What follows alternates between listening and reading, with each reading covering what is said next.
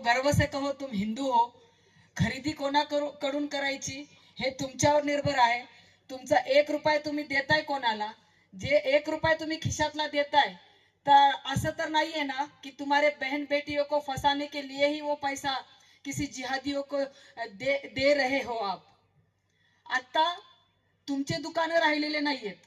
आज बांगडीवाले झालं, टेलर झालं, फ्रूट विकणारे झालं, कपडे विकणारे झालं, प्रत्येक क्षेत्रामध्ये प्रत्येक व्यवसाय हे जिहाद्यांचे झालेले आहेत। आज जिहादी हिरवे साप डोक्यावर काढत आहेत। आज जनरल स्टोर मध्ये टिकली सुद्धा विकणारा तुमच्या बहिणीला फसवत आहे। व्हॉट्सअप ग्रुपवर हिंदू पोरींना फसवलं जात आहे। व्हॉट्सअप ग्रुपवर काही आमिष दाखवून, काही ऑफर दाखवून एक ग्रुप तयार केलं जात आहे आणि आया बहिणींना फसवलं जात आहे।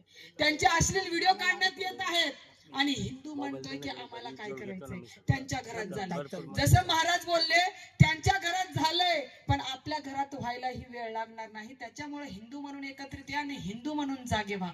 आज परतवाड्यामधली घटना, 350 व्हिडिओ रे, 350 व्हिडिओ तुमच्या बहिणीचे काढले। विवस्त्र अवस्थेमध्ये तुमच्या बहिणींना नाचवलं, विवस्त्र अवस्थेमध्ये नाही ते हाल तुमच्या बहिणीचे केले।